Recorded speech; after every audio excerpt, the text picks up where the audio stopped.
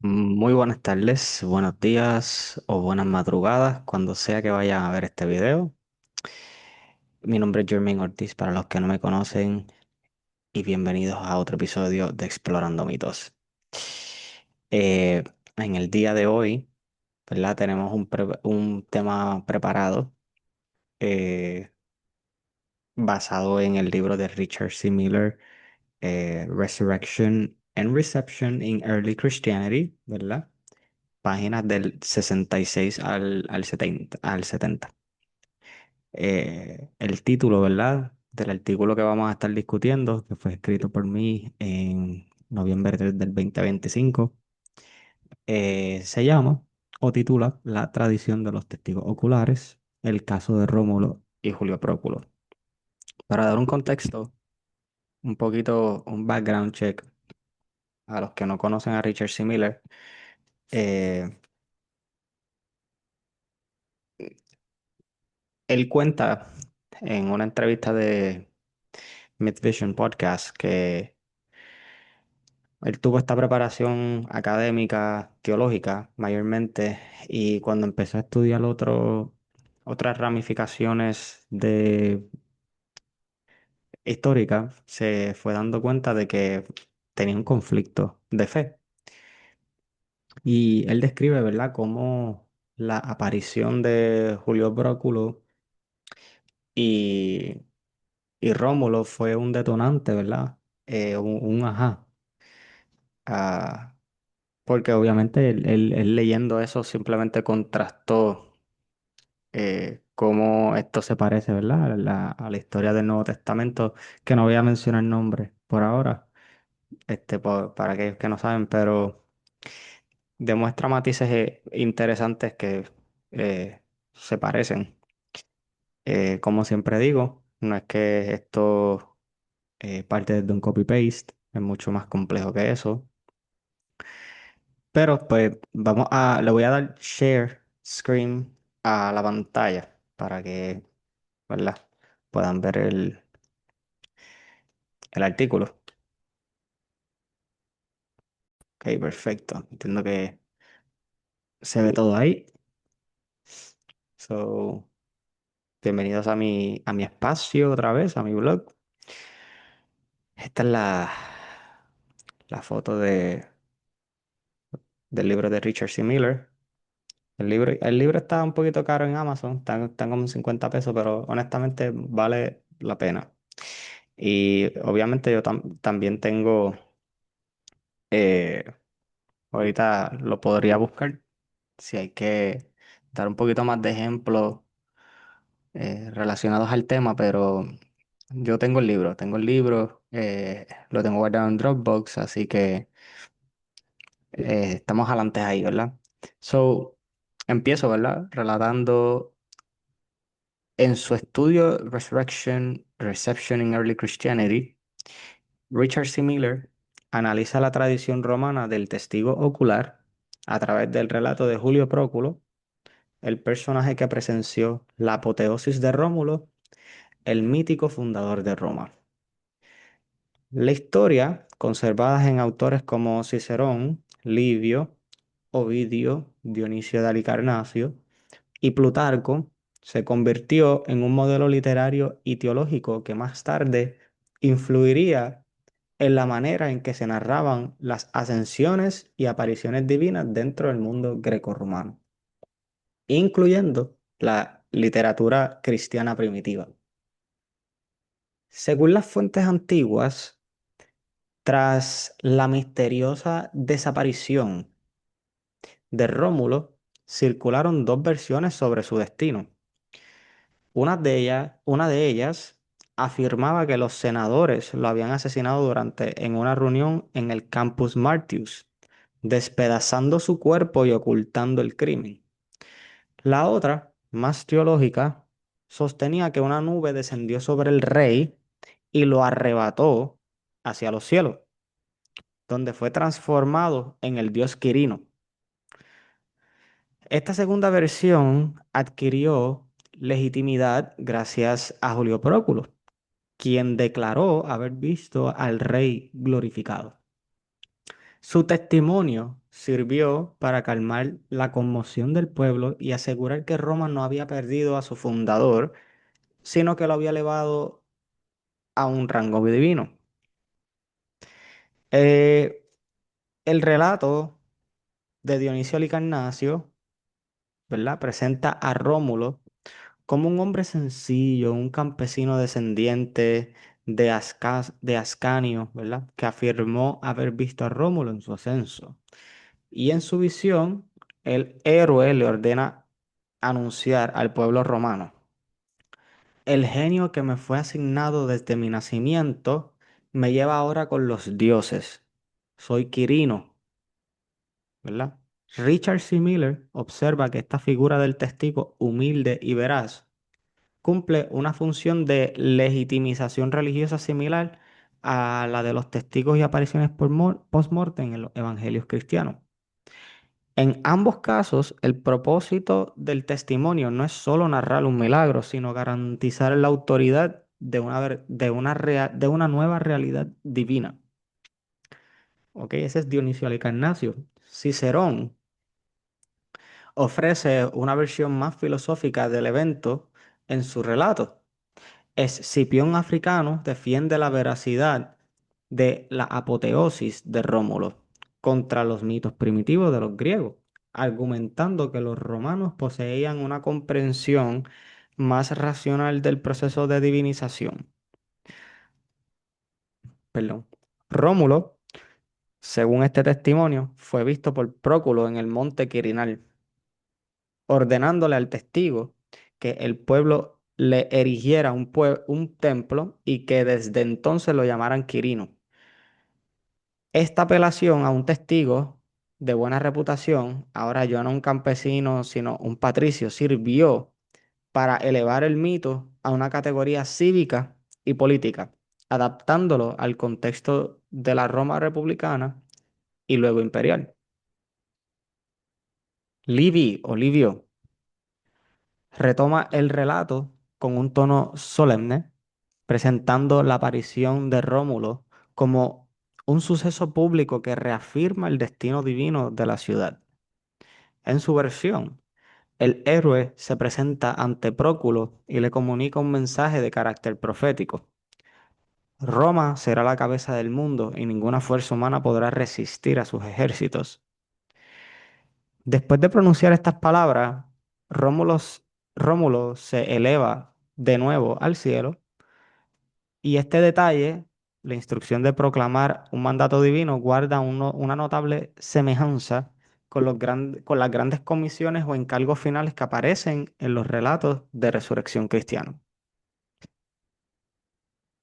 El poeta Ovidio, en los Fasti, son escritos de él, embellece la escena con con su característico tono elegíaco. ¿Ok? La luna resplandece, los senadores tiemblan y Rómulo se manifiesta en medio de la noche, más grande y más bello que cualquier hombre. No lloréis, Quirites, dice, honrad al nuevo Quirino y ofreced incenso. Luego se disuelve en el aire. Mientras el pueblo construye templos en su honor, esta versión poética transforma el mito político en un ritual de consagración imperial, proyectando la imagen de Rómulo como un prototipo de los emperadores deificados. Richard C. Miller explica que el estatus de Julio Próculo evoluciona con el tiempo, de campesino ingenuo en Dionisio a patricio y senador en Plutarco. Este cambio refleja una apropiación ideológica de la figura del testigo por parte de la élite romana. A partir del siglo I, después de la era común, los relatos de ascensión y testimonio ocular se integran en los funerales imperiales y en las ceremonias de apoteosis de los emperadores, donde un senador o general juraba haber visto al difunto ascender entre los dioses. De este modo, la historia de Próculo no solo sirvió para consolidar el mito fundacional de Roma, sino también para institucionalizar el testimonio ocular como parte del aparato político-religioso del imperio. El paralelo con los evangelios resulta pues inevitable. La aparición de Rómulo en el monte Quirinal ante un testigo digno de fe recuerda las narraciones del monte de la transfiguración y de las apariciones de Jesús después de su resurrección. En ambos casos, el relato depende de un testigo único que certifica una experiencia de glorificación corporal, legitimando la transición del héroe o del maestro hacia la esfera divina. Richard C. Miller interpreta esta conexión como un indicio de, continuidad cultural en el Mediterráneo antiguo, donde la experiencia visionaria y el testimonio público formaban parte de un mismo lenguaje de legitimación religiosa. ¿Ok? Y voy a hacer una pausa aquí. ¿Qué quiere decir esto? Eh, Formaban parte de un mismo lenguaje de legitimización religiosa. Eso quiere decir y lo he explicado ya en otros videos, que muchas figuras hayan existido o no, pueden haber sido eh, completamente creadas, tenían que tener unos elementos específicos para poder considerarlos divinos. ¿Cómo tú consideras a una persona divina? Es una, ¿verdad? ¿Cómo tú sabes que alguien es divino? Pues tiene que tener unos requisitos. De ahí parte esta legitimización religiosa, de la cual obviamente Richard C. Miller está hablando, y se da en el mundo antiguo del Mediterráneo, ¿verdad? Eh, lo que vemos aquí, este, es, entiendo que es una pintura de Rómulo. Eso está en Palazzo ¿qué esto es? Magnani, en Bolonga. Vamos a darle aquí un momento. Míralo aquí. Estoy en Italia, ¿ok? So, yo diría que es un fresco, ¿verdad? Que enseña o muestra a Rómulo apareciéndosele a Julio Próculo. Qué interesante. Entonces, vamos a empezar a leer dos o tres fuentes que les di el resumen, pero vamos a ver realmente qué dicen en las fuentes. Tenemos aquí las fuentes en latín. Empezamos con Cicerón en De República 2.10.20. Por consejo de los senadores que deseaban apartar de sí la impopularidad por la muerte de Rómulo, se dice que Próculo declaró ante la asamblea haber visto al rey en el monte que hoy se llama Quirinal. Rómulo le habría ordenado pedir al pueblo que se le erigiera allí un santuario, pues ya era un dios y debía ser llamado Quirino. ¿Ok? Cualquier cosita, siempre lo demuestro aquí por si acaso. Usted le da clic y usted va a ver de dónde yo saco la referencia, ¿ok? Por si lo quiere leer usted mismo. Entonces, aquí tenemos otra referencia en latín. Tenemos a Livio en Ad Urbe Condita 1.16 puntos del 1 al 8. Se dice que la autoridad de un solo hombre añadió credibilidad al hecho, pues Julio Próculo, cuando la ciudad estaba inquieta por el deseo del rey y hostil al Senado, hombre de peso y digno de confianza, compareció ante la asamblea. Rómulo dijo: Padre de esta ciudad, descendió repentinamente del cielo al amanecer y se presentó. Lleno de temor reverente me detuve y él me dijo: La cabeza, ve y anuncia a los romanos que los dioses desean que mi Roma sea la cabeza del mundo, que cultiven las artes de las guerras y enseñen a sus descendientes que ningún poder humano podrá resistir las armas romanas. romanas. Dicho esto, ascendió de nuevo hacia lo alto. ¿Ok? Tenemos otra referencia en latín. Aquí tienes Ovidio en Fástidos, punto 475 al 511. Eh, Hubo lamento y los senadores fueron falsamente acusados de su asesinato. Quizás esa creencia habría persistido, pero Julio Próculo venía de Albalonga. La luna brillaba y no llevaba antorcha cuando de repente las cercas a su izquierda se agitaron. Retrocedió y se erizó su cabello.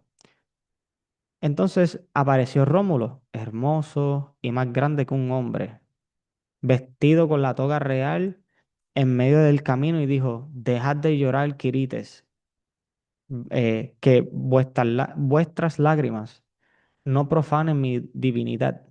Ofreced incienso y honrad al nuevo Quirino. Cultivad las artes de vuestros padres y la milicia. Dicho esto, se desvaneció en el aire. Próculo reunió al pueblo y repitió sus palabras. Se erigieron templos al dios y la colina recibió su nombre. Hasta hoy se celebran los ritos sagrados en días señalados. Este es Ovidio en Fasti. Ahora vamos para las fuentes griegas. Aquí tenemos a Dionisio Alicarnasio en Antiquities Romanae. Ahí está, 2.63 del 3 al 4. Esos son los fragmentos. Mientras los romanos aún ignoraban su desaparición sin saber si se debía a la providencia divina o de una conspiración humana, un hombre llamado Julio Próculo, uno de los descendientes de Ascanio, agricultor y de vida intachable, tal que jamás habría mentido por ganancia, vino al ágora, dijo que al regresar del campo vio a Rómulo salir armado de la ciudad y estando ya cerca le oyó decir: anuncia a los romanos, Julio, estas cosas de mi parte, que el genio que me fue dado al nacer me lleva ahora entre los dioses, haciendo cumplido mi vida mortal. Soy Quirino. ¿Ok? Ese es Dionisio Alicarnasio. Vamos a otra fuente griega. Tenemos a Dius Cassius en Roman History 56.46, punto del 1 al 2, fragmentos. Luego, tras declarar inmortal a Augusto, nombraron sacerdotes y sacerdotisas e hicieron sacerdotisa a Livia, que ya era llamada Julia y Augusta. Ella entregó 250.000 denarios a un senador y, expretor llamado Numerio Ático, quien juró haber visto a Augusto ascender al cielo como Rómulo. El Senado decretó la construcción de un santuario en honor a Augusto, que se erigió en Roma y otros lugares. Algunos ciudadanos lo construyeron voluntariamente, otros en contra de su voluntad. Y este pasaje es bien interesante porque muestra que ya había ah, un patrón de deificación en el mundo romano y pues lo estamos viendo con Augusto, ¿verdad? Augusto, su muerte emula muchos elementos que tiene su fundador, que sería eh, Rómulo. Esto es muy interesante. Como una figura, ¿verdad? Puede inspirar elementos divinos para ser considerado divino, ¿verdad? Esta última referencia que vemos aquí es de Plutarco. No se asusten, no se asusten. Plutarco escribió una bastante extensa referencia sobre, perdonen, que me duele el cuello. Una referencia bastante extensa sobre Rómulo. So, vamos a otra vez. So, dice Plutarco: No debemos sorprendernos por la oscuridad de este suceso. Incluso cuando Escipión el africano murió en su casa después de la cena, la naturaleza de su muerte no pudo ser averiguada ni comprobada. Algunos decían que, siendo por naturaleza de constitución enfermiza, sucumbió a una dolencia. Otros que se quitó la vida mediante veneno. Y otros que sus enemigos le arrebataron la respiración durante la noche mientras dormía. Sin embargo, el cuerpo de Escipión yacía visible para todos y ofrecía a la vista alguna pista o comprensión acerca de lo que había ocurrido. Pero cuando Rómulo desapareció repentinamente, no se vio parte alguna de su cuerpo, ni siquiera un resto de su vestimenta. Algunos, por tanto, conjeturaban que los senadores levantándose contra él en el templo de Hefesto, lo asesinaron y después de despedazar su cuerpo, cada uno escondió una parte de los pliegues de su túnica para sacarlo en el secreto, en secreto, perdóname. Otros, sin embargo, pensaban que su desaparición no ocurrió ni en el templo de Festo ni únicamente en presencia de los senadores, sino que mientras Rómulo celebraba una asamblea fuera de la ciudad, cerca del llamado Pantano de la Cabra, se produjeron de pronto fenómenos maravillosos y más allá de toda explicación racional. La luz del sol se extinguió y cayó una noche no apacible ni tranquila, sino llena de truenos, terribles ráfagas de viento que soplaban con furia desde todos los lados. En medio de esta confusión, la multitud se dispersó aterrorizada, mientras los hombres más poderosos pertenecían juntos. Cuando la tormenta cesó y la luz reapareció, el pueblo se reunió nuevamente en el mismo lugar, buscando a su rey con ansia y pesar.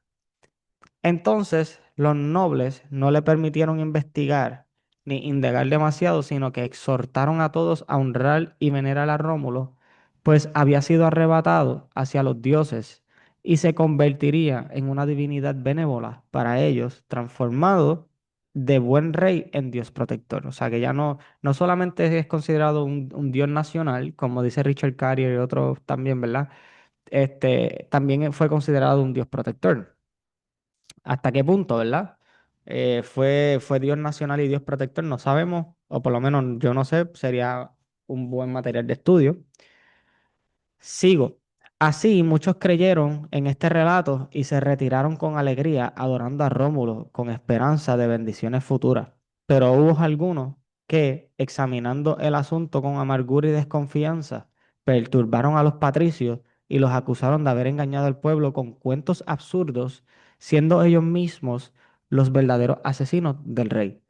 Esto es Plutarco, Vida de Rómulo, 27.48, ¿verdad? De 4 al 8.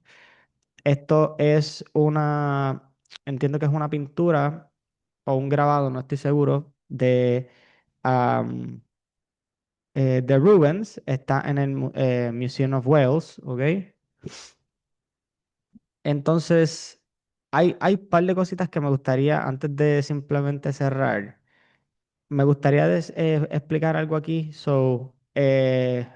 Plutarco, fíjate que cuando cuenta la historia de Escipión el africano, dice que murió en su casa, ¿verdad? Y hubo muchas historias de él. Pero lo más importante es que el cuerpo de Escipión yacía visible para todos. Ese es el truco aquí, ese es lo que él está argumentando, ¿verdad? Entonces, luego él dice, pero cuando Rómulo desapareció repentinamente no se vio parte alguna de su cuerpo, ni siquiera un resto de su vestimenta. Aquí es donde viene lo que siempre hemos hablado en el canal de cómo el Vanished Missing Body o el cuerpo desaparecido, el Translation Fable que habla Richard C. Miller, eh, tiene este patrón literario. de tener un cuerpo perdido, un missing body, ¿verdad? Aquí Plutarco, como un autor élite de la época, está apelando por esto. Eh, Están en nuestras narices, literalmente, en nuestras narices. Buena referencia a esto. Otra cosa es que estoy haciendo un paper académico sobre el desmembramiento de ciertas figuras y cómo esto eventualmente se conecta con, pues, divinización, restauración de la vida. Eventualmente, cuando lo termine, pues lo compartiré, pero eh, dice que lo asesinaron y después despedazaron su cuerpo. Eso es uno de los mitos. ¿A quién despedazaron el cuerpo? Despedazaron a Osiris, despedazaron a Dionisio, Orfeo, etcétera. Hay muchos otros que sufrieron mutilación. Perdón, hace poco subí un video, perdón, de Ganesha, donde hablo de su resurrección y cómo podríamos aplicar ciertos esquemas de lo que Richard C. Miller está planteando en su libro con deidades hindúes. Eso es, vamos trabajando eso poco a poco, ¿verdad?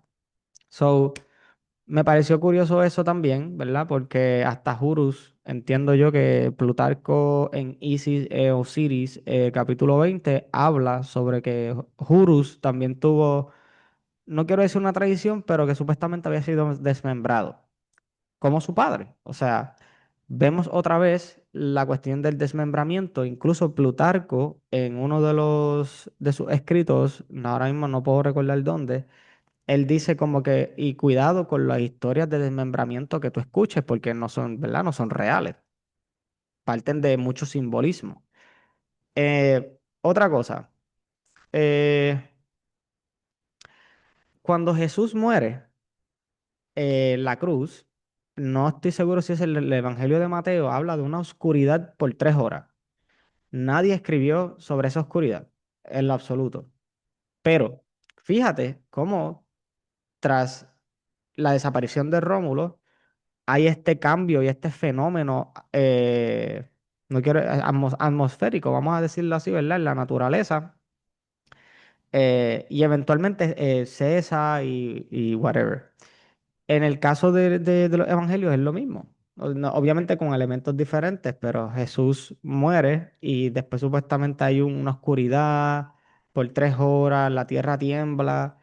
Fue otro detalle bien interesante que me puso la mente a trabajar. Y no quería, ¿verdad? Pasarla por desapercibida. So, sigo por aquí, vamos a leer por fin. ¿Verdad? Plutarco narra en este pasaje enigmático final del final rey Rómulo, una desaparición que mezcla sospecha política y consagración divina.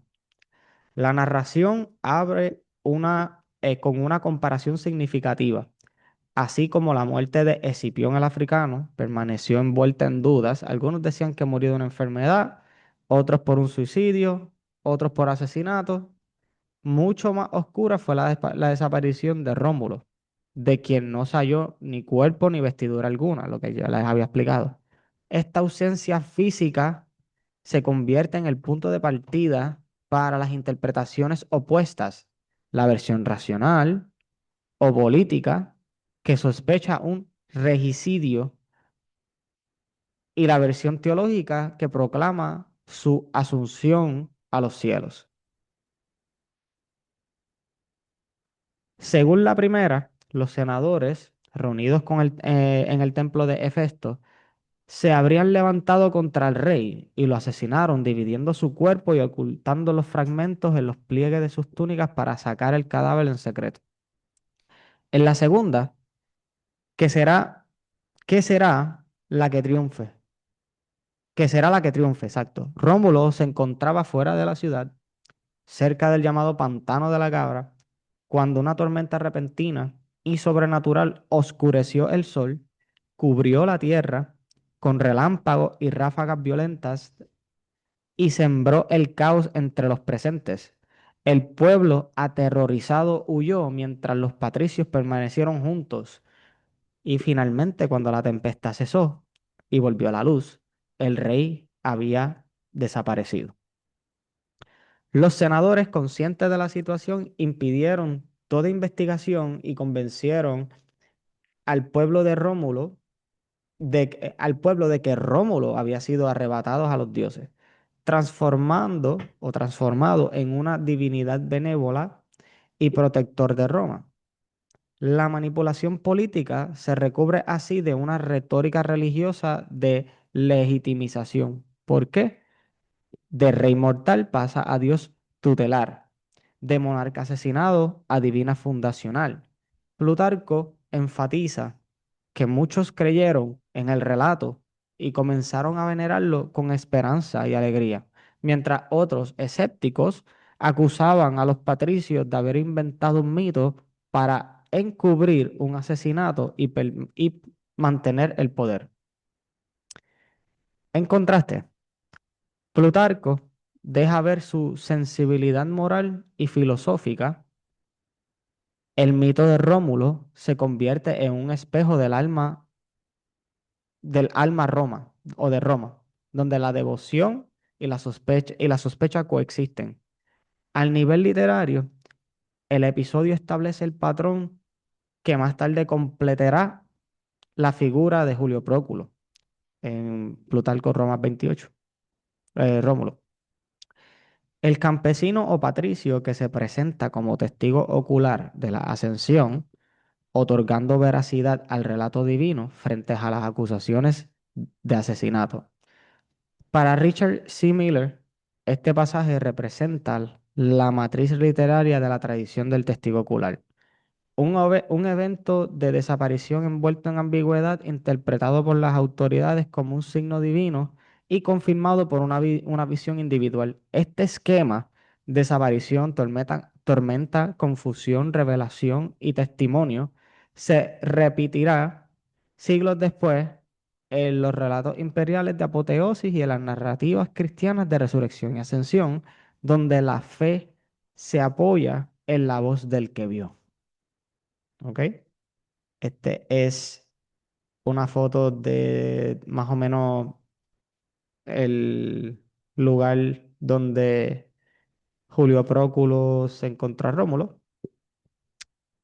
Y esta sería la bibliografía. ¿Ok? Voy a darle aquí copy y ahí ya está. So, básicamente, eso sería todo por hoy. Como siempre les digo, voy a dejar el, el link del blog en la descripción para aquellos que les interese buscar más allá o simplemente ver los sources, lo pueden hacer o entrar a la bibliografía, hay buena literatura ahí, buenas referencias. Eh, Les recomiendo, como dije, ¿verdad? Anteriormente, el libro de Richard C. Miller es muy buen libro. Este, entiendo que pues no a mucha gente le va a caer bien el contenido del mismo, porque reta tu fe, reta la fe de mucha gente y quizás no lo toman de una buena manera, pero esto es academia, ¿verdad? Se necesita progresar y no echar para atrás. So, vemos que mucho antes del cristianismo tenemos ya una tradición, una historia de un hombre que subió al cielo, supuestamente lo vieron, tuvieron que jurarlo, juramentar que lo vieron. Este, Vemos cómo hay autores explicando y dando testimonios, ¿verdad? Racionalizando la historia y diciendo, mira, hubo unas personas que vieron esto, esto, lo otro, pero más sin embargo, el cuerpo de él estaba ahí y permaneció allí. Pero cuando hablamos de Rómulo, el cuerpo de Rómulo nunca nadie lo vio, está desaparecido. Esto me recuerda el relato de Aristeas que hemos hablado ya anteriormente también. Quizás merezca un video aparte, ¿verdad? Pero Aristeas tiene una historia similar, o sea, él muere en una tienda y cuando van a buscar su cadáver otra vez, como que pues para notificar, el cadáver de él no estaba. Y Legend has it que muchos años después, él se le apareció a gente y hablaba y, ¿sabes? Entonces, eso es lo que Richard C. Miller explora en su libro, ¿verdad? Y muchos de estos elementos, como muy bien he hablado en este canal, múltiples veces, muchas veces, estos elementos sobreviven dentro de lo que es el cristianismo primitivo. Y estas ideas, se quedan, están ahí, se pueden leer, ¿verdad? Obviamente el trabajo no fue, mi artículo no fue un artículo comparativo completo sobre las ambas historias, porque obviamente las historias son diferentes, pero los elementos principales de edificación son bien similares. Y no solamente aparecen con Jesús, aparecen con otras figuras. Eso es lo alarmante de esto y lo que deberíamos estar hablando y enfocándonos. Pero hay mucha gente que todavía, pues, ¿verdad? Respetuosamente, son muy supersticiosas, les gusta el, tú sabes, eso, las cuestiones de superstición y es difícil a veces educar a la gente. Pero nada, sin más preámbulos, este ha sido el video de hoy. Les agradezco a todos los que sintonizan y siempre me apoyan. Siempre les recuerdo que esto, tú sabes, mi tiempo libre yo no cobro ni hago esto por dinero. Me encanta hacer este tipo de, ¿verdad? De videos y traer esta información a ustedes, al que le parezca interesante, yo me lo tomo en serio, así que con eso me basta. Nada, hasta la próxima, hasta la próxima en el próximo video y les deseo mucha salud, mucho éxito, buenas experiencias. Chao.